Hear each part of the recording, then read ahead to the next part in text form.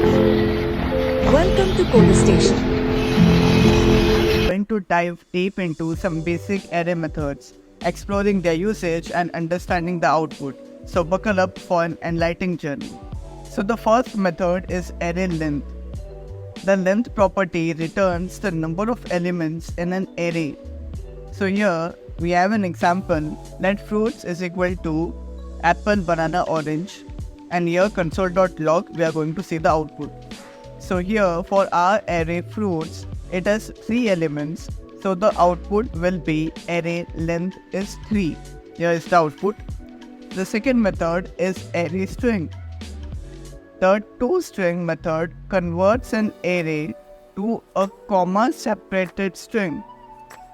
I repeat again, it converts an array to a comma separated string.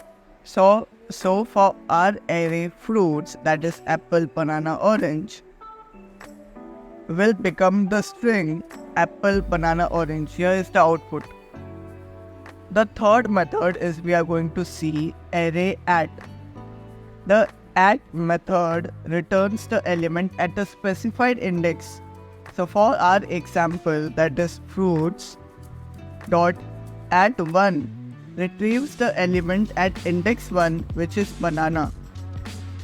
The fourth method we are going to see is array join. What this method do? The join method joins all elements of an array into a string separated by a specified separator.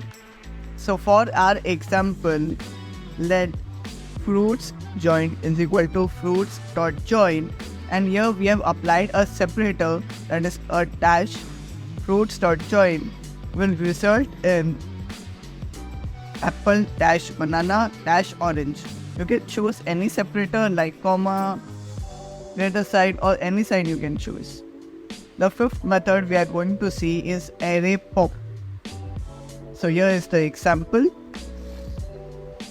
The pop method removes the last element from an array. It removes the last element from an array. Here orange is removed and the updated array is apple and banana.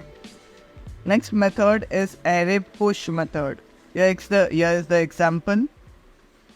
Fruits dot push grapes, watermelon. So the push method adds 1 or more elements to the end of an array. In this example, grapes and watermelon are added, resulting in apple, banana, grapes and watermelon. This is making it much clearer. I'm thrilled to hear that.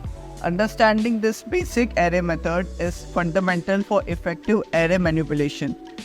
In our next video, we will explore more array options. Stay tuned and keep coding.